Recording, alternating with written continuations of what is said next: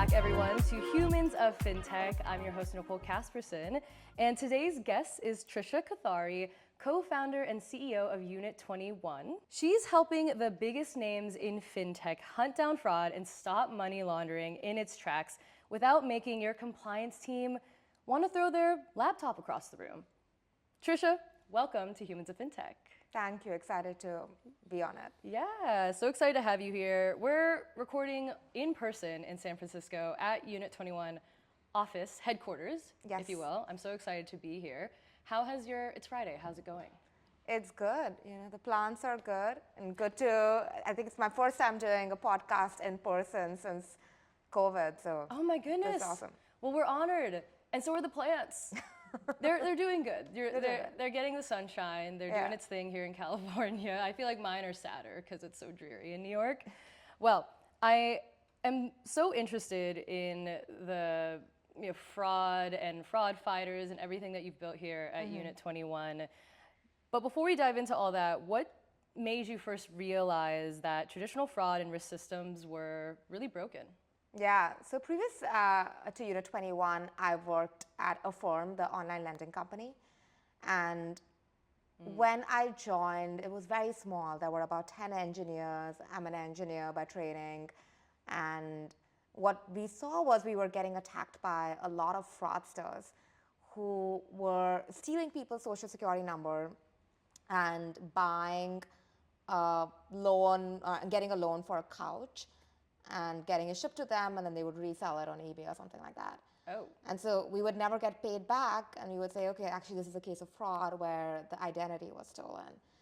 And we looked at a lot of vendors out there to help solve this problem. A lot of vendors came to us and said, all right, are you a lending company? We said, yes. They said, do you have a mortgage product, an auto lending product? We said, no, we have this like new payments, buy now, pay later kind of thing. And they were like, all right, so you're a payments company. We were like, yeah, but not quite. We're like both lending and payments. And they just couldn't really make sense of it. So none of what the vendors had really worked for us because the vendors were built for very traditional financial services, which is a brick and mortar bank where you have a checking account, a saving account, a mortgage product, an auto lending product. And so what we were doing was just a very different business model where their typical products didn't quite match that, so they didn't know how to monitor for it. So we ended up building a lot internally. It was a really, really expensive effort. And fintech was rising. A firm was not just the only fintech company. There were so many companies coming about at that time. And that's when we thought that, okay, there really is a market here. If we actually go for it, we can make something so that fintech companies don't have to spend so much internal time and engineering to ensure that they don't have fraud. Right. I mean, and I also think it comes with the part of what you said, right? Legacy financial institutions being more used to the brick and mortar situation, but then you were at a firm and this is all digital, right? And as the digital footprint grows, so does the fraud and the complexities of it, right? When the fintech boom was happening early on, what was some of the things you saw wrong about the compliance and risk that was kind of happening? I think to your point, it was just very new. I remember when I was at a firm, people used to say the word fintech with their hands up in the air. They were like, oh, fintech. Did this? Yeah, they did that, and I was like, all right, fintech, it's a thing. And so That's it how really a thing starts. Yeah, that's how a thing starts. And it really was so nascent that the whole concept of digital onboarding was so new. So a lot of people just didn't know about how do you handle online fraud, how do you think about money laundering. And what was built for traditional financial institutions just did not work. So I think what really a lot of companies did wrong was they didn't quite appreciate it, and there was a whole slew of fintech companies that started but kind of died down because fraud was such a big issue, or they were not really being compliant. And the companies that couldn't raise enough money, like a firm, ended up building huge engineering teams to solve this problem. But that just really meant that unless you raise a lot of money, you were not going to make it. So it wasn't democratized, and a big reason it wasn't democratized was because risk and compliance was so expensive to do. So, that was a big impetus of Unit21, that this is a really important problem without this fintech companies cannot get started. And people need to solve this problem. This is only increasing. And it's a really important problem for the world as well. Well, it sounds like if companies like Unit21 didn't exist, then the fintech boom that we all know and love today and are living in and appreciate today wouldn't really exist. Yeah, I definitely think a big part of why, like at Unit21, we have over 50 engineers and PMs, around maybe 60 to 70 at this point. And that's what it takes. And we've been doing this for 6 years, and we are still building, and that's what it takes to be really good in risk and compliance. And that's what would have to be the spend, which is just for a lot of companies untenable to spend that much on really internal tooling for risk and compliance. Right. So I do think, of course, there's so much that really contributed to the fintech wave, but one big component was a democratization of risk and compliance software. Yeah, I mean, and now we get to have all of the products and financial services, fintech, that we enjoy today. What made you say, like, was there a moment or a certain story or a thing that made you go, okay, I'm going to build this? Yeah, really, I'd say at a firm, we spend about a third of our engineering resources on what Unit21 is effectively building. And for me, this was like, this cannot just be a firm.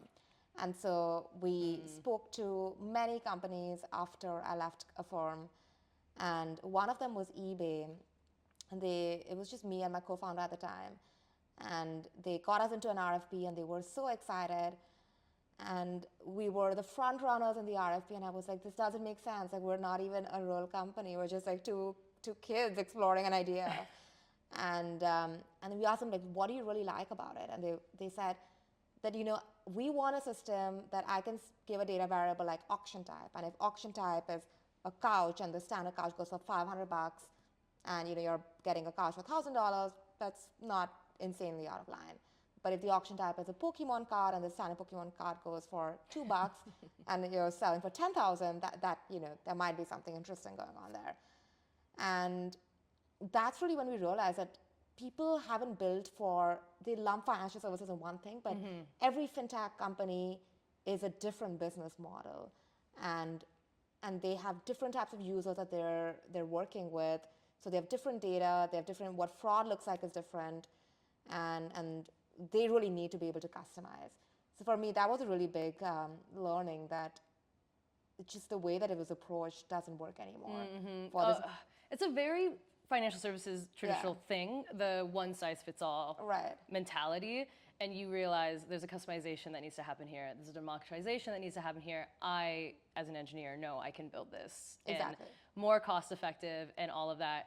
And I feel like during this show, there should be a cut when you talk about Pokemon to the Pikachu that is on the Unit21 board over there. I think it might be next to your password, so we might not be able to do that because fraud. But I feel like there needs to be like, boop, Pikachu pop up there.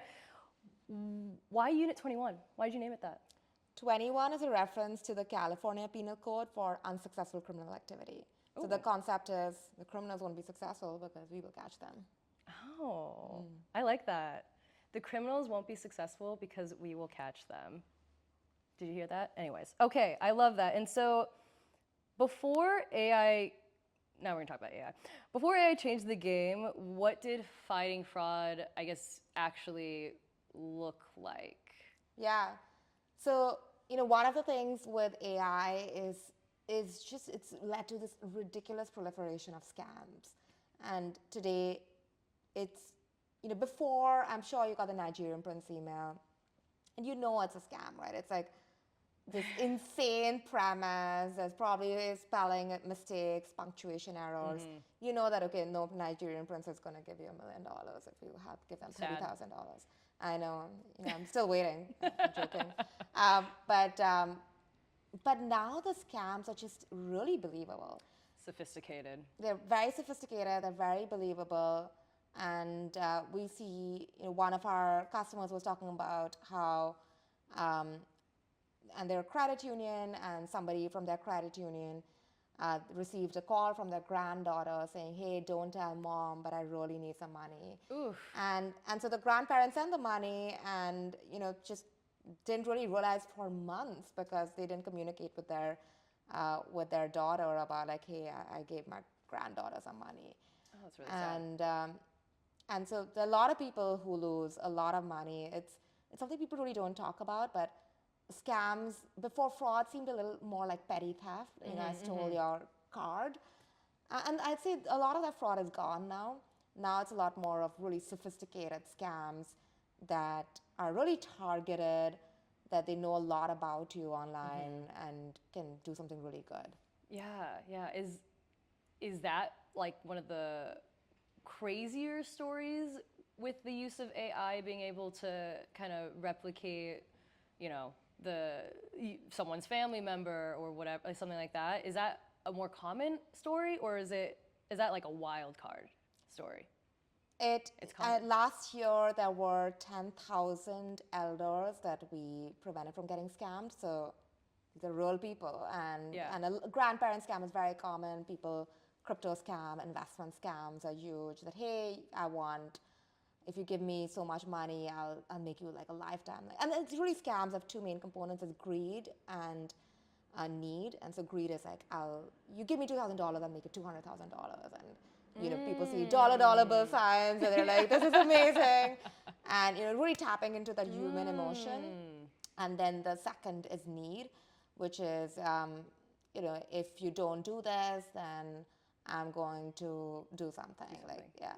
And so the grandparent is a good example, the grandparent scam. The greed and need. Yeah.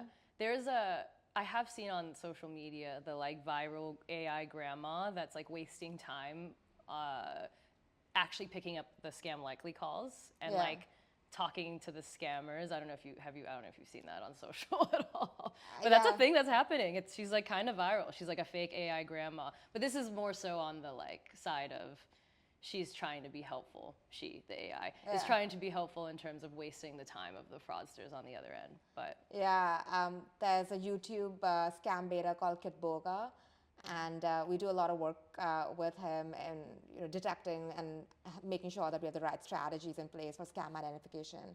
And he does that. He just wastes a lot of time with scammers. Right. So AI has been something that helps the scammers, but then on the other side, if we can operate faster and smarter, if you will, and more collaborative, then we can use AI to also deter them, waste their time. Absolutely. And AI is such a big game changer in compliance and fraud. One of the big things about compliance is that you have to do it, right? Like you have to do it. No getting around it. There's no getting around it. It's gotta happen. And a lot of the work, what we find is 80% of particularly the more junior analytic work is what I call hunter-gatherer work, where you're getting information from one place, you're maybe doing a Google search, and it's work that today really can be automated with AI. And instead, that human attention is better spent on actually finding really complex fraud schemes where still today AI is not quite there to be able to do that. And so we launched an AI agent about a month and a half ago, and it's seen tremendous reception. Today, 88 of our customers are using it. It's been used over 6,000 times. And the big benefit is they just feel like they got so much of their time back. On an average, we're seeing an alert that would take 20 minutes to resolve. It's taking now 5 minutes, which means that every single human has 15 more minutes per alert to actually do a whole set of other tasks, which is like actually finding criminal activity. Like a lot of this criminal activity gets undetected, which is why crime happens in the world. And if we can spend what we are best at, and actually the real core reason why AML laws exist, which is finding crime instead of paper pushing, then it's really going to be hugely impactful to society. Yeah, huge. I mean, even like so the internal saving of time, right, for financial services companies, for fintech companies. I mean, even that, like saving someone 15 minutes, I think anyone dealing with any kind of fraud, whether you're working at a financial institution or fintech, or are a consumer dealing with fraud, that the pure stressor of the time you're spending dealing with the fraud, as someone who's like faced very sophisticated fraud attacks, even from my bank, is not from my bank, by someone pretending to be my bank. There's that frustration that comes with it, right? Like, no, obviously no one likes it, but I just know, I can feel just how valuable it is to save even 15 minutes. It's huge. Yeah. Like 15 minutes out of 20 minutes means you get 3/4 of your day back, and with 3/4 you can get so much time back into detecting criminal activity, which honestly, one of the problems that's wrong with the industry in AML is there's such little time spent on detection and so much time just spent on like, all right, we got to pass these audits. And that's how people started thinking.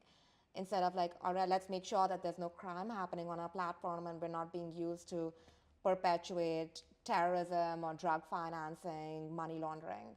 But people don't even get to that because it's like the important and not urgent work. And the urgent work always takes over, which is we got to clear these alerts.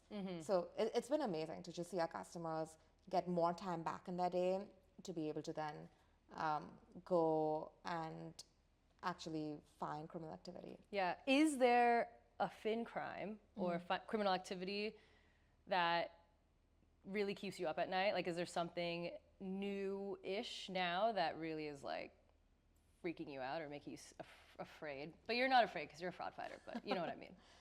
Yeah, and it's a great question. One of the things that for me, deepfakes is really interesting on the note of scams.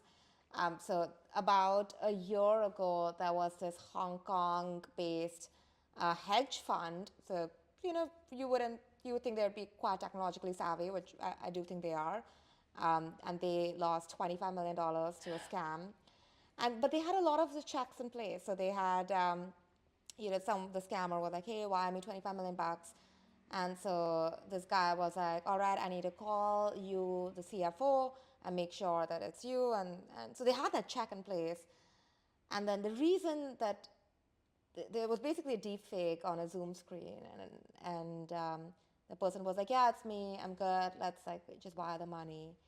And they did. And then they lost that money. So it's just going to be such a big vector of attack in institutions and humans that, one of the things that I'm concerned is what it does to trust in financial services. Today, I feel comfortable sending money to anywhere in the world because I trust our financial services to be safe.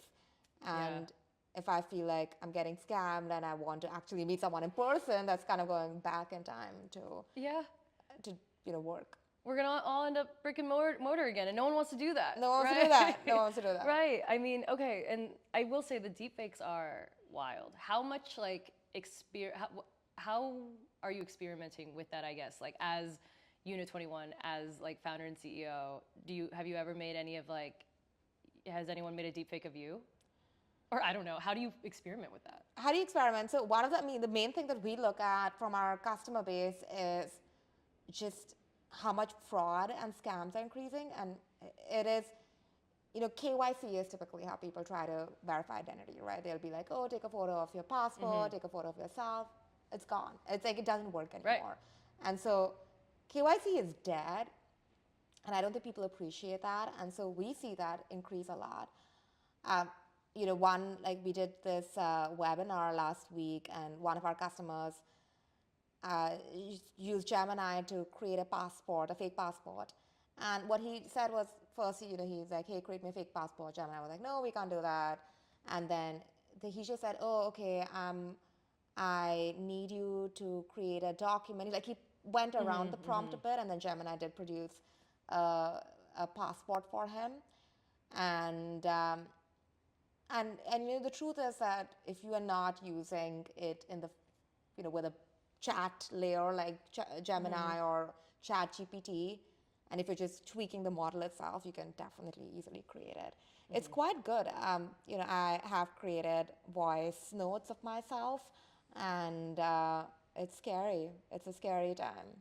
So it's scary, especially if you're saying it's scary. It is very scary. I mean, I think about it a lot, even within Unit21. I think about it from our financial controls. Yeah. And, but yeah, it's definitely something that is going to only proliferate in the world. And scam detection is super difficult because if today I am the person who is sending money, it's from my laptop, it's from my IP address. I'm intending to send money. It's just I don't know that it's for someone's tricked me into it. And so it's very difficult, and you really have to look at the destination of funds a lot more than just purely the sender. Yeah, there's a lot more steps, and we definitely can't put that on this consumer. And we definitely shouldn't be even putting it on our own financial institutions. It's why you exist. Let's talk about collaboration. Fraudsters collaborate. Why don't we? I love that question. I don't know. I remember when I started Unit21, I spoke to people and I was like, why don't you guys collaborate? And they were like, well, fraud is a competitive advantage. And now, and I'm like, now running this, I'm like, it's not. It's a cost center. So you want to definitely make sure that you have that covered. But what a competitive advantage is your product, right? It's like the way that you're actually creating good products, that's your competitive advantage. And how much you meet your users' needs, not fraud. Yeah, not your like competitor being frauded out so that exactly. This is not, no. We need to be competitive with innovation, with, exactly. right, with your product, there's other ways to, anyway. Yeah, so, there's this whole mindset that really needed to be shifted. Okay. And so a couple years ago, we said, all right, let's start a consortium where we see the same fraudster going from customer to customer, and they're just defrauding. Like they don't care what the customer looks like, who they are. They're just like, we're going to defraud whoever we can get money from. And we were like, well, we should create a consortium where we can share this, like a global block list or so, where we can say that, okay, this person, we've seen them before. And, one of the things that it's a classic chicken or egg problem, but once enough people are saying that, okay, we're going to participate in it, and a lot of people want to do it. And it's, one of our fastest growing collaboration efforts. We have 80 companies participating data in it. We have coverage of 65 million adult US users, which is about 28% of the adult US population. Wow. And in just 2 years, and it's only growing. Like we're seeing it. I think by the end of the year, we should really be close to 50%. Wow. Yeah, so we're really excited about it. Our customers find bad actors proactively every single day. Like they find, hey, there's a flag of your end user, and somebody in the consortium said that they're a bad actor. Do you want to take a look at it? And they do, and many times they decide that, okay, this is actually a bad actor. I'm going to block this account. So, fraudsters collaborate. They have these like YouTube channels. They have WhatsApp groups, and the industry is only just starting to get there, but we're seeing so much excitement from the industry on it. Well, someone had to start the cycle of creating community around this, right? And you called it the Fraud Fighters Network, which is also very cool. Was there any inspiration behind that and like wanting, obviously because we need to work together, but I guess how did you actually start to build the community? Yeah. So what we did was we would go to our customers and be like, hey, we found so many bad actors who, if you join this community, you would have found it proactively and you lost money. Yes. And really incentivize them for that. And then we really started building this consortium. And now the community is taking place in like so many different ways. We have, of course, the consortium, which is a product of ours that our customers use. We also created this book called Fraud Fighters. Some manual, right? Fraud Fighters manual. And that was about 2 years ago. And it was just something where we were like, okay, if you're starting in this world of fighting fraud, here's a book for you on everything that you need to know about account takeovers or first-party fraud.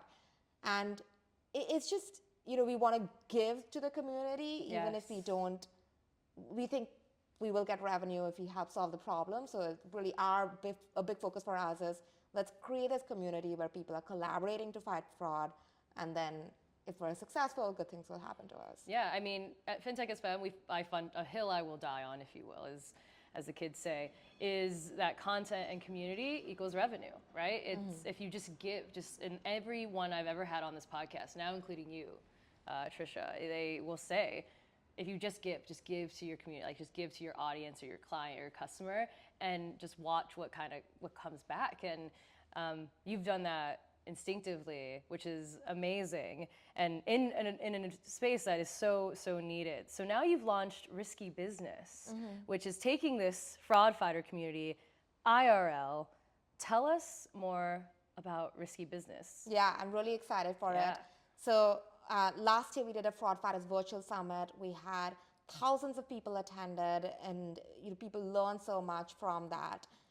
And a lot of people gave us feedback that it would be great if this was not virtual and we could do it in real life. So we said, all right, one of the problems with a lot of these conferences is that they become so big. There are like 5,000 people. It's too much. There's like so much alcohol by the end of it. You have like no idea what you did. You don't know who's a deep fake, who's real, who's what. Everyone's twisted. Yeah, it's no exactly. Good. No so good. It's just like you come out of it and you're like, wow, I don't know what happened in those 3 days in Vegas. But oh man, Money 2020 is a classic example of that.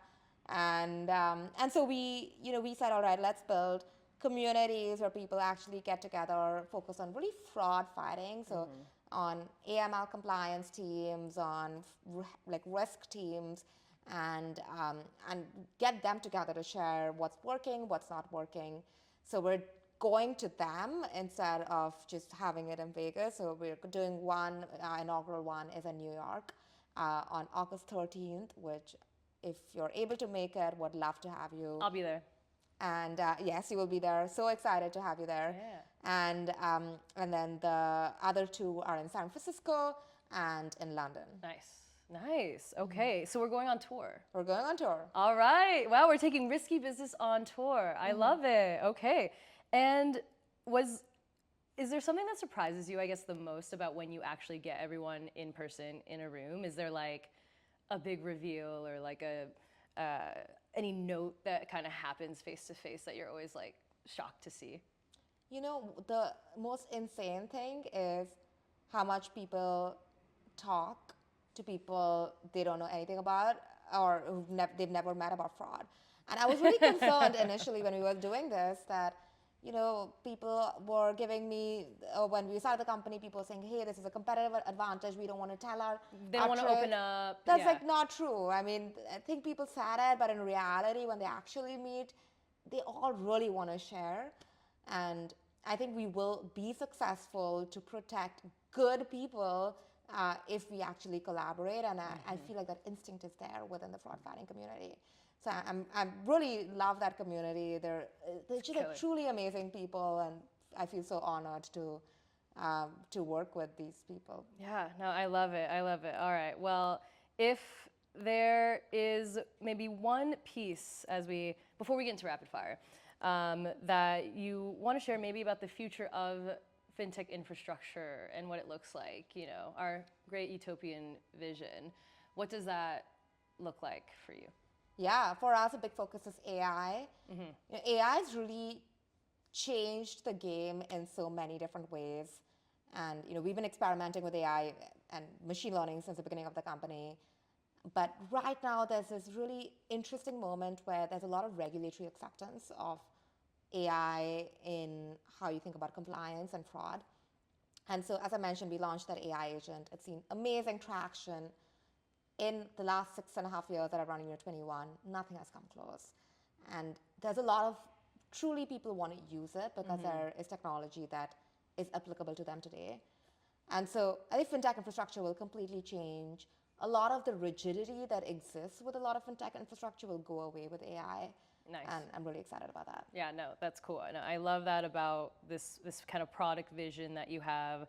I think having the agents and AI, taking what everyone is talking about, taking that technology that is really advancing us forward and applying it into your business in a very real and tangible way, right? So that this all becomes accessible.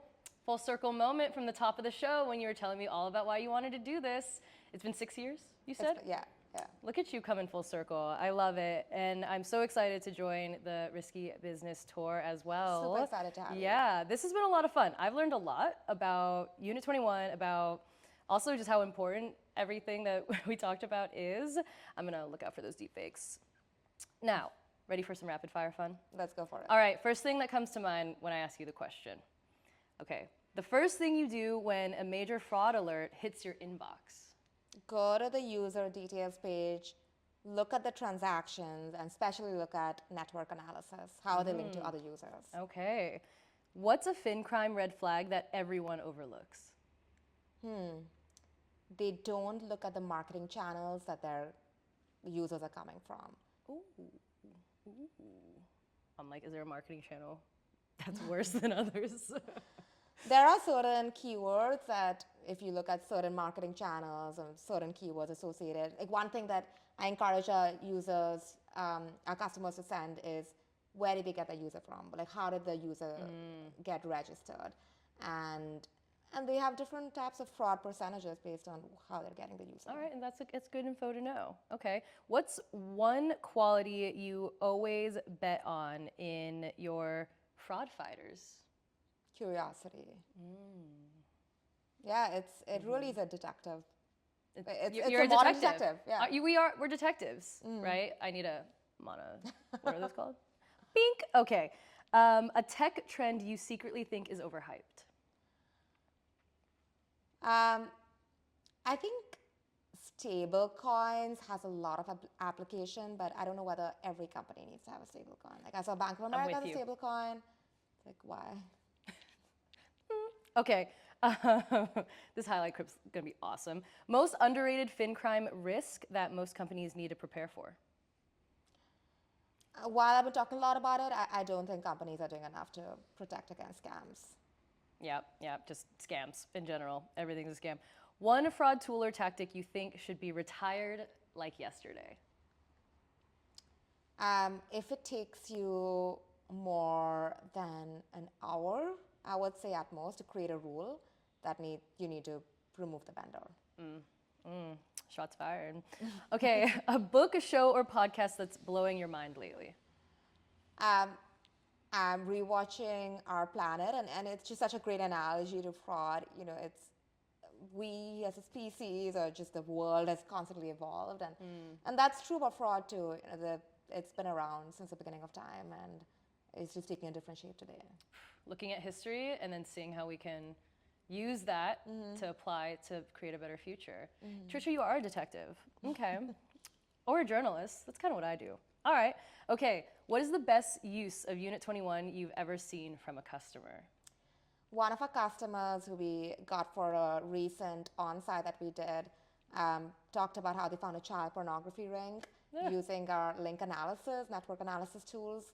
And you know, that kind of stuff really makes me, there's obviously so much, the way that Unit21 is helpful in terms of democratization of risk and compliance and making it more efficient and easy, but there's ultimately an end user or an end person, a human, whose life has completely changed. And whenever we hear those stories, it just makes the work that we are doing, it really is so impactful. Yeah, no, we talk a lot about the tech, and you know, it could be kind of like feel very distant, but the reality is that everything we do in fintech and financial services, and especially the work you do, is always helping and touching a human. So no, thank you for sharing that and that work. All right, what FinCrime vertical is heating up that no one is talking about yet?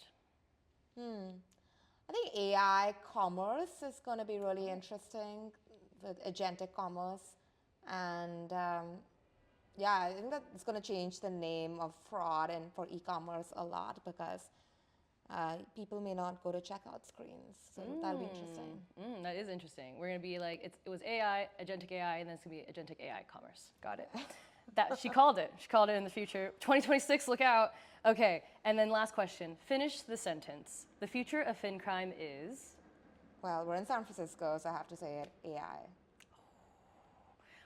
All right, thank you. Amazing. Well, Trisha, thank you so much for joining me on Humans of FinTech. This has been so much fun. I've learned a ton, and I will see you in New York in August. See you in August. Very excited for that, and thank you for coming here. Yeah, no, thanks for sharing all your insights. Yay! Thank you so much for tuning into this episode of Humans of FinTech. If you loved it, be sure to hit subscribe, and I'll see you next time.